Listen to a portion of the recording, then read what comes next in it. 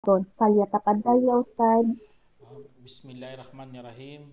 Assalatu wassalam ala asyrafil salin wa ala alihi wa ashabi ajma'in amma ba'd. Assalamualaikum warahmatullahi wabarakatuh. Mga kapatid sa Islam, nandito naman po tayo para magbigay ng Islamikong pagpapayo patungkol ito sa pagkapikon. Ang pagkapikon, mga kapatid sa Islam, ito ay isa sa mga dapat iwasan ng isang Muslim. Kasi nga, ang pagiging mabilis magalit ay hindi po yan kaaya-ayang katangian ng isang tao. Lalo na ang tao na yon ay makakaramdam ng galit, makakaramdam ng inis, makakaramdam ng pagkabigo. Umahantong talaga yan sa pagkapikon.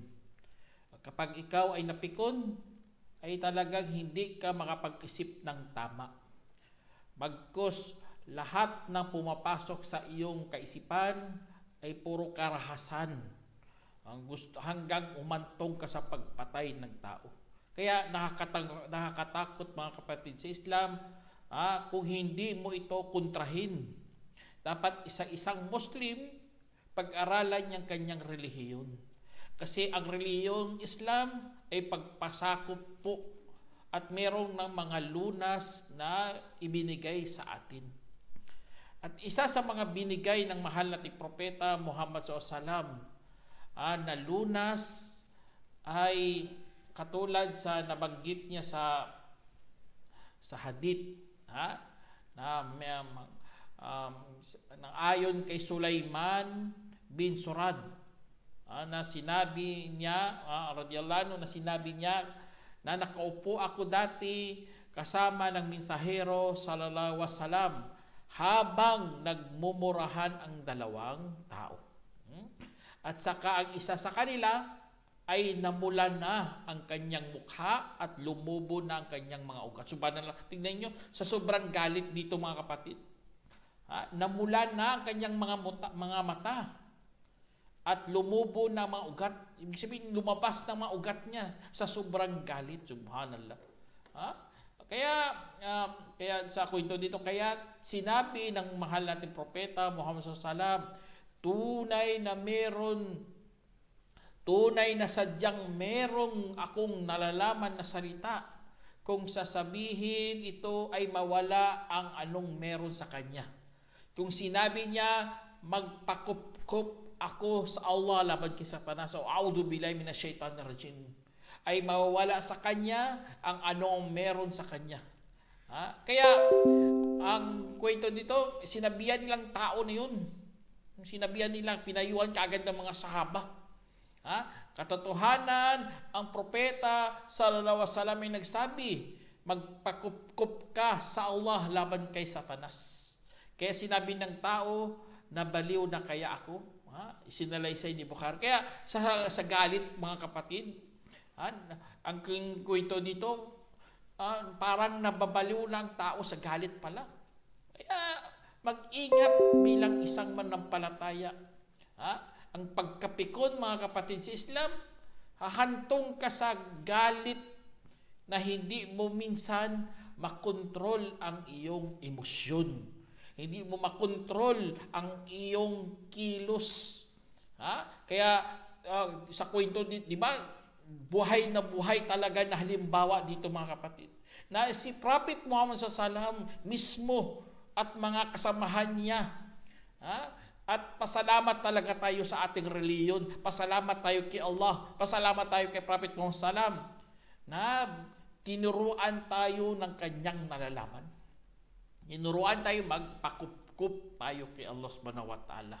Kaya advice sa aking sarili at sa inyo, mga kapatid, kapag nagkaroon tayo ng ganitong sitwasyon, mag-a'udhu billahi minasyaitanir rajim kayo, katulad sa kanyang ipinayo sa tao na yun.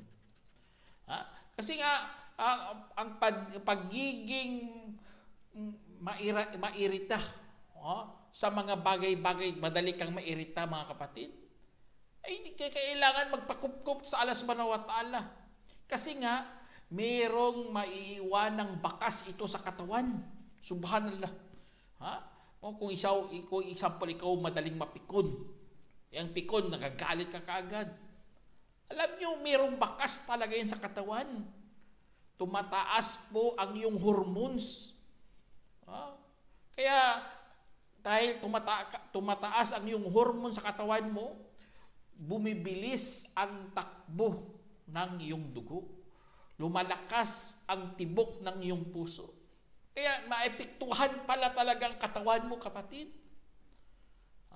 Kaya dignan nyo, lumalakas ang boses, namumula ang kanyang mukha, parang sumasabog ng kanyang mga ugat. Kasi nga, epekto na yan sa katawan mo. Kaya, tumataas talaga ang panganib sa atake sa puso. Subhanallah, maraming namamatay dahil tumaas ang kanilang galit. Dahil sa pikon, mga kapatid, pagkapikon yan. Kasi ano ka na madali kang maghalit. Pikon ka. Kaya mag-ingat, mga kapatid. Minsan nga, sa sobrang pikon ka, sa sobrang galit mo, mahirap matunaw ang iyong kinain. Kasi nga, ang hormone sa katawan mo, nag-focus sa ibang bagay. At ang pinakamasama pa sa mga kapatid, inahadlagan ang iyong tamang pag-iisip. Hindi ka makapag-isip ng maayos. Yun ang nakakatakot kapag ikaw ay pikon na tao. Kaya dahil doon, hindi ka na marunong mag-isip ng maayos, maapektuhan minsan ng iyong pagtulog. Tingnan nyo, patong-patong ng mga problema. Hindi ka na makatulog. Siyempre, bukas, masama naman ang loob mo. Kasi hindi ka nakatulog Hindi ka makapagpahinga ng maayos. Kasi nga, pikon ang tao na yun. Kaya mga kapatid, pag-ingat talaga sa pagiging pikon. Kasi nga, minsan, kunting salita lamang, kunting narinig mo lamang, naiinis ka na, naiirita ka na. Kaya, mas mainam, sundin talaga ang isa sa mga ipinayo din ng mahal nating Propeta Muhammad. Sabi dito sa hadith, ani Ibn Abbas, radiyallahu anhu, qala Rasulullah sallallahu alaihi wasallam, allimu wa yassiru, wa la tu'assiru, wa idha gadibta, faskut. Sinabi sa hadith na inulat ni Ibn Abbas, radiyallahu anhu, na sinabi ng mensahero sallallahu alaihi wasallam, magturo kayo at padaliin at huwag kayong magpahirap. At kapag nagalit ang isa sa inyo, ay dapat manahimik ka. Isinelaysay ni Ahmad at itinama ni Albani. Tignan nyo, kapag ikaw nagalit, mga kapatid, ang tao, kapag galit, dapat hawakan ka agad, mga kapatid. Kasi nga, ang yun ang problema, sabi ko sa inyo kanina, mag-iiwan po yan ng bakas sa iyong katawan. Ibig sabihin, maapektuhan talaga ang iyong kalusugan. Kung problema pa, hindi lang kalusugan, mga kapatid, maapektuhan. Pati na po ang iyong pag-uugali. Kasi lagi kang pikon, madali kang magalit, madali kang mairita, naapektuhan ang iyong tamang pag-uugali. Maging bastos ka, magsisigaw ka na lang, magsasalita kung wala ka sa hulog, o ano pa dyan, mga bagay kung saan, madali kang mapikon At ang problema, mga kapatid, maapektuhan ang mga tao sa iyong paligid. Hindi na sila nakakaintindi kung anong meron sa iyo. Dahil sa tension, o ano pa dyan, siyempre tao tayo makapagsalita, minsan sa biruan, minsan mga kwentuhan. Kung ikaw, madali kang magalit kasi napipikon ka, ay maapektuhan talaga ang iyong social life. Kasi ang mga tao hindi ayaw na sa'yo, ayaw na makinig sa'yo, ayaw na umupo sa tabi mo, ayaw na tumabi sa'yo, ano pa dyan mga dahilan kung saan nakakasira ng iyong social na buhay. Kasi nga, hindi ka na mauunawaan, hindi ka na maiintindihan. Kasi nga, sobrang pikon mo. Kunting akala siya na pinapatamaan. Kaya dapat, Kontrol mo, kapatid, ang bugso ng iyong damdamin. Kapag ikaw ganun, kaya mong kontrolin, mga kapatid, Allahu Akbar. Napakagandang aral yan. Magandang turo yan ng Islam. Kaya ang mahal natin Propeta Muhammad sa hadith dito, an Abi Hurairah radhiyallahu anhu, anna rajulan qala lin Nabi sallallahu alaihi wasallam, awsini, qal la taghdab. Faraddada miraran, qala la taghdab. Sinabi sa inulat ni Abu Hurairah radhiyallahu anhu na merong lalaki na nagsabi sa Propeta Muhammad sallam, payuhan mo po ako. Kanyang sinabi, huwag kang magalit. At inulit-ulit niya ito ng maraming beses na sinabi na huwag kang magalit. Allahu Akbar, na isinalaysay ni Bukhari. Kaya itong payo ng mahal nating Propeta Muhammad sallallahu, mga kapatid, maraming saklaw po ito. Sa totoo lang, sa konting kataga na lumabas kay Prophet Muhammad sallallahu, marami namang mga application, maraming magagawa, maraming maitulong, maraming pakinabang para sa isang manampalataya. Kung hindi siya magalit, siyempre hindi siya mapikot. Kahit anong kalagayan, kung saan man siya napunta, kahit anong tao kanyang kaharap, bata man, matanda man, o ano pa dyan, kung hindi siya pikon, makapag-isip talaga siya ng maayos. Madali siyang nakakaunawa, madali siyang makaka-adapt sa mga buhay sa mundo. Kaya isang pula lang sa tampuan na yan, mga kapatid. Nagtatampo. Siyempre, ang pagkatampo, magtatampo yan, hindi na yan magsasalita sa iyo. Hindi na siya makipag-ugnayan sa iyo. Kaya sanhi yan ng hindi pagkakaunawan sa bawat isa, lalo na sa relasyon. Kaya dahil doon, mga kapatid, bilang isang tao nag-iisip ng tama, hindi siya kasi pikon, Allahu Akbar, kaya niya yan kausapin, kaya niya yan unawain, kaya yan pupuntahan, kaya niyang lahat ng pwede gagawin niya, mga kapatid, para mawala yan ang ganitong masamang pag-uugali. Kaya ang mahal nating Propeta Salam nga merong isang Aarabi. Ang Aarabi, mga ano yun, kung sa atin pa mga Badu. Ang mga Badu, nakatira kasi yan sa mga malayo sa sibilisasyon. Ibig sabihin, sila lang mag-isa. At ang mga Badu o mga Arab, mga ano yan sila, tinatawag na sanay sa hirap.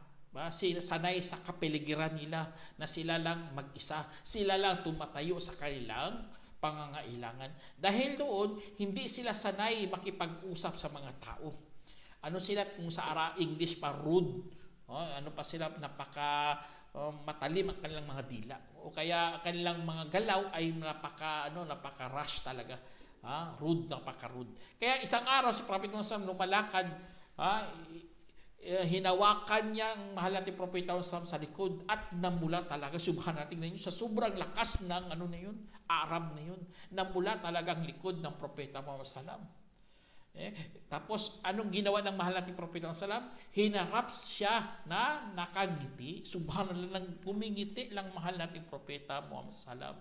Tingnan nyo, kung pikon yun yung Propeta Muhammad sallam, siguro inutusan niya ng mga kasamahan niya na layo na yan. O kaya parusahan na yan. Pero hindi. Pagkus ang mahal nating Propeta Muhammad sallam ay meron talagang napakagandang pag-uugali. Nagtataglay talaga ng ugali na ikakalugod ng Allah subhanahu wa ta'ala. Kaya dahil doon, mga kapatid, tinanong siya, anong gusto mo? Sabi ng Arab, sabi niya, gusto ko ng sadaka. Kaya nag-utos from Salam na bigyan sadaka ang Arabi na yun. Kaya ganun ang mahal nating Propeta Salam, marunong siya makikipagsalamuha sa mga tao. Kasi nga hindi pikon ang mahal nating Propeta Salam. Meron nga ikwento rin na nagselos ang kanyang asawa. Kasi nga binigyan siya ng pagkain ng iba niyang asawa. Kaya nagselos ang kanyang asawa na si Aisha at tinapi ang pinggan na mayroong pagkain ng tinapay. Kaya nahulog talagang tinapay. Pero ang Propeta Salam, anong ginawa niya? Kinuha niya ang tinapay at nilagay ulit sa pinggan at nagsabi, nagselos ang inyong ang inyong ina. Ibig sabihin si Aisha. Kasi mga asawa ng propeta, tinatawag natin yan na ummahatul mu'minin, mga nanay ng mga manampalataya. Kaya dahil doon mga kapatid sa Islam, kung ano mo doon, makukuha natin na hindi napikon talaga ang propeta ng salam, hindi siya nagalit. Kasi nga, hindi siya sanay sa pagiging pikon. Yun lang po mga kapatid. Kasi kung papayaan mo yan ng ganitong pag-uugali, ay talagang madali kang mainis, madali kang magalit. Konting bagay, galit na galit ka. Kasi nga, hindi mo pinigilan ang iyong pikon. Sinanay mong pagkapikon sa sarili mo. Kaya, tingnan nyo, maraming nasirang pamilya, nasirang kamag-anak, nasirang relasyon, maraming nasirang magkaibigan dahil hindi niya makontrol ang kanyang sarili. Isa na doon ang pagiging pikon. Kaya kung nag-iisip tayo ng paraiso ng Allah subhanahu wa ta'ala, Allahu Akbar, katingnan nyo sa hadith ito na an Abi Darda, qultu ya Rasulullah, dullani ala amalin yudkhiluni al-jannah. Qal la taghdab walakal jannah. Sinabi sa hadith na ayon kay Abu Darda radhiyallahu anhu, na sinabi ng mensahero sallallahu alaihi wasallam, gabayan mo, sinabi niya, o mensahero ng Allah, gabayan mo po ako hinggil sa gawain na ipapasok ako sa paraiso. Kanyang sinabi, huwag kang magalit at mapasaiyo ang paraiso. Allahu Akbar. Tingnan nyo, mapasaiyo ang paraiso. Isinalaysay ni Tabarani at itinama ni Albani. Kaya, ganun tayo mga kapatid mag-isip. Sundin natin ang mahal nating propeta ng salam. At alam naman natin mahal nating propeta ng salam, sinubok niya na ito ang mga kanyang mga sinasabi. Effective talaga. At nagiging maganda ang kanyang pag-uugali. Bagkus pinuri talaga siya ng Allah subhanahu wa ta'ala. Sabi ng Allah, innaka ala khuluqin azim.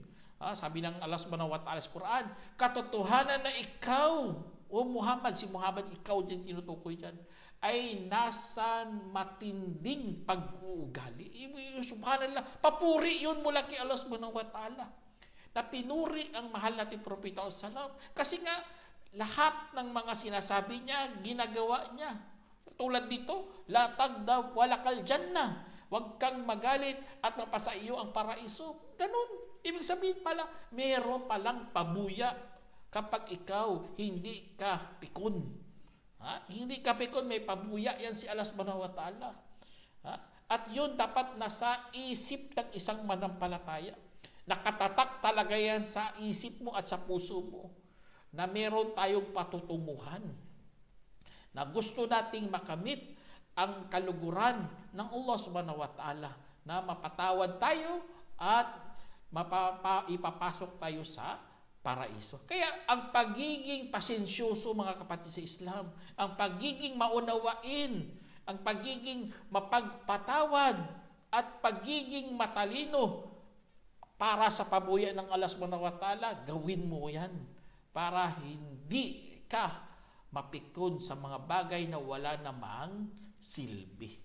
Kasi nga sa totoo lang, napipikon ka, wala namang karamihan talaga o kadalasan talaga, wala naman talagang silbi, wala naman patutunguhan, wala naman magandang bunga para sa iyo. Kaya iwasan mo yan.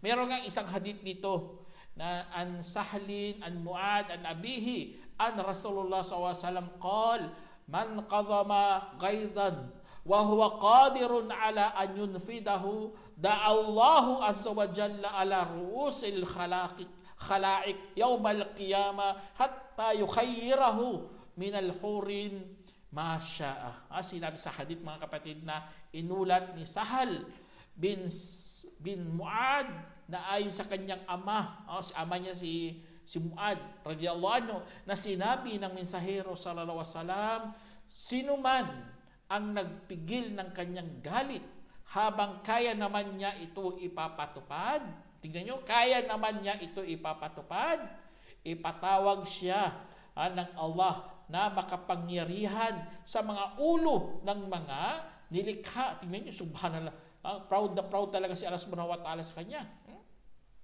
Tapos ano pa? Hanggang sa papipiliin siya ng Allah mula sa mga hurun ain kahit anong gusto niya. Isinalaysay ni Abu Dawud at ginawang hasan ni Albani. Kaya sa hadith na ito, na hasan na ito mga kapatid, yun, isa sa mga pabuya yun ng Allah subhanahu wa ta'ala. Kasi nga, naging siya, pasensyoso, maunawain, mapagpatawad, at saka matalino, kapag control mo pala ang sarili mo, kapag hindi ka madaling mapikon, matalino ka talaga kapatid. Kasi nga, marunong ka na sa buhay mo. Kaya habang lumalalim tayo at lumalago sa ating buhay mga kapatid, nag-iiba talaga ang ating reaksyon sa mga sitwasyon. Kaya maging matalino ka at mahinahon. Kasi kung magiging matalino at mahinahon, Allahu Akbar, madali kang makalampas dito sa mundo. Madali kang makalampas sa mga pagsubok ng Allah subhanahu wa ta'ala sa iyo. Kasi nga matalino ka na mahinahon ka pa. Allahu Akbar. Kasi nga dito sa mundo, siyempre lahat ng mga karanasan, lahat ng mga karunungan, lahat ng mga kaalaman, lumalalim ka lalo. Lumalago ka pa. Tapos, hindi mo pa alam, subhanallah. Madali ka pa matukso, a'udzubillah. Madali ka pa matangay sa mga kalukuan. Subhanallah, hindi na bagay sa edad mo yan, sa totoo lang. Iba ang mga bata sa mga may edad na. Mga bata, pwede silang kaya iba parusa sa mga bata at sa mga matatanda, sa totoo lang. Kaya yun isa sa mga dapat nating kaya ang pikon mga kapatid sa Islam, minsan magdadala sa iyo yan sa hidwaan. A'udzubillah. Tingnan niyo sa mayroong sinabi si Allah subhanahu wa ta'ala sa Quran, wa atiullaha wa rasula wa la tanazau fatafshalu fatadhhaba rihukum wasbiru innallaha ma'as-sabirin. Sinabi ng Allah subhanahu wa ta'ala, at sundin si Allah at kanyang mensahero at huwag kayong mag-aaway at saka mabibigo at mawawala ang inyong lakas. Magtiis rin kayo. Katotohanan, kasama niya Allah ang mga matiisi. Kaya tingnan nyo mga kapatid, mawawala ang ating lakas kapag tayo ay nag-aaway-away. Kasi nga nagpikunan kasi. Kunting bagay lang, away ka agad. O nilibak lang, galit ka agad. Makarinig lang ng kahit kaunti na namumula ka agad ang kanyang mukha. Parang pumuputok ang kanyang mga ugat. Subhanallah. Kasi nga pikon. Pero kung ikaw isang Muslim, naniniwala kay Allah subhanahu wa ta'ala, inshallah, iingatan mo talagang sarili mo. Iingatan mo ang iyong dignidad. Iingatan mo ang iyong sarili. Lalo ng ating paniniwala. Kaysa magsigaw-sigaw ka dyan sa a'udzubillah. Kaysa magtuligsa ka dyan. O magsabi ng mga bagay na wala namang katuturan. Wala namang silbi. Puro kapahamakan, puro kasiraan. O ano pa dyan mga bagay kung saan dapat ingatan mo ang iyong sarili. Kaya mga pikon, mga kapatid, ano na lang mga pinagsasabi nila dahil yan sa puot na nakatago sa kanilang mga puso. Kaya magdua tayo kay Allah subhanahu wa ta'ala na sana gawing dalisay ang ating mga puso. Huwag punuin ng puot. Huwag punuin ng puot mga kapatid. Kasi mapupuno ng puot yan, a'udzubillah. Mapapahamak ka lalo sa araw ng paghukom. Kaya mayroon din sinabi sa Allah subhanahu wa ta'ala sa Quran dito mga kapatid, wa in tad'uhum ilal huda la yasma'u wa tarahum yanzuruna ilayka wa hum la yubsirun khudil afwa wa'mur bil urfi wa'arid anil jahilin. Sinabi ng Allah subhanahu wa ta'ala, at kung inaanyayahan mo sila tungo sa patnubay ay hindi sila makakarinig at makita mo sila na tumitingin sa iyo habang hindi naman sila tumitingin. Kunin mo ang paunmanhin at umutos ng kabutihan at iwasan ng mga mangmang. Sige mo subhanallah. Tingnan niyo sa da'wa din mga kapatid. Kapag ikaw pinagkalooban ka ng Allah subhanahu wa ta'ala ng kaalaman at inaanyayahan mo mga tao, hindi lahat ng mga tao ay makikinig sa iyo. Meron talagang kukontra, meron talagang magbatikos, o ano pa dyan mga bagay. Kung ikaw pikon mga kapatid na audubillah, gagalit ka rin, iinit din ang ulo mo, mumurahin mo rin sila, ano na lang, magkatulad na kayo eh. Di ba? Sinabi na Allah subhanahu wa ta'ala, wajadiluhum billati ahsan. Sabi niya, magtalakayan kayo sa kanila sa paraang napaka mainam. Yun ang utos ng Allah. Di nga tayo pinagbawalan sa pakipagtalakayan, sa pakipagdebate. Ngunit, ang ano doon, mainam lamang na pamamaraan. Kaya, kunin natin, sinabi dito ng Allah subhanahu wa ta'ala, dito, kadugtong dito, khudil afwa, kunin mo ang paumanhin. Iyan mo na lang siya po, pasensyahin mo na lang siya kung bakit ganun ang kanyang pag-uugali. Kapag binabastos ka, ayaan mo. Basta sa'yo, manalo tayo na maligtas ang kaluluwa niya. Na sinabihan mo siya na ganito, ganito, ganito. Kung hindi siya makinig, wala na po tayo dyan. Yun ang tamang pag-iisip ng isang Muslim, mga kapatid. Patawarin ka na lang yan. Kung yun ang ano natin, para hindi ka mapikon. Mag-utos na lang ng mga mahubuti. At iwasan ang mga mangmang. Itong subhanallah. Sa ganitong salita ng Allah subhanahu wa ta'ala, lubos na timaunawaan na maganda talaga itong Quran na ito. Sinabing pinayo ng Allah subhanahu wa ta'ala. Kaysa magalit ka dyan, magsigaw-sigaw ka dyan, magmura-mura ka dyan, lalong lumalayo ang kanilang mga puso. Sa atin, unawain na lang natin sila kasi ganun sila, nasanayan na nila. Nahirap kaya baguhin ang takbo ng pag-iisip ng isang hindi Muslim. Tayo, ang utos sa atin, ipaabot lang natin ang katotohanan. Kaya dahil doon mga kapatid sa Islam, yun ang isa sa mga sinabi ng Allah. Tapos mayroon ding sinabi si Allah subhanahu wa ta'ala sa Quran, sabi niya, wa imma yanzigannaka minasyaitani nasgun fasta'id billah innahu sami'un alim. Sinabi ng Allah subhanahu wa ta'ala sa Quran, at kung binubulungan ka ng Satanas ng masama, kung gayon ay magpakup-kup ka sa Allah, tunay na siya ang tagapakinig na maalam. Allahu Akbar. Yan dyan sa ano na ito na sinabi ng Allah subhanahu wa ta'ala, yun, patunay din to na maraming talagang mga Satanas sa mundo. Gusto niya galitin ka, gusto niya mapikon ka, gusto nila paiyakin ka, malungkot ka. Ang gawin lang, subhanallah, napakadali, magpakup-kup ka na lang kay Allah. A'udhu billahi minash shaitanir rajim. Kapag nabanggit mo yan, mapayapa pa ang iyong kalooban. Kahit anong sumpa nila sa'yo, ayaan mo yan. Basta may ikaw, a'udhu billahi minash shaitanir rajim ka lang lagi.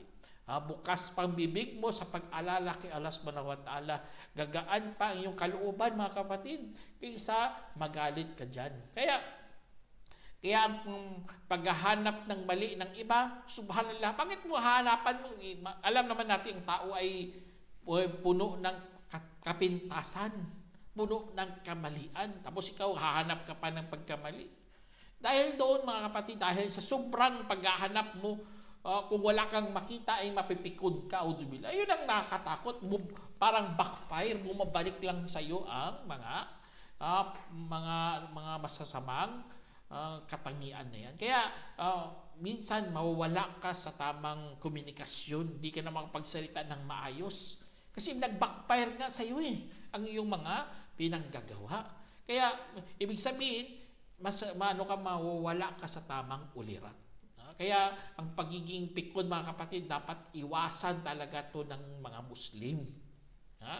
Kasi nga, marami kang magawang kasalanan dyan. Tingnan mo, maghahanap ka ng mali ng iba para ikikismis mo siya, para siraan mo siya, para hamakin siya.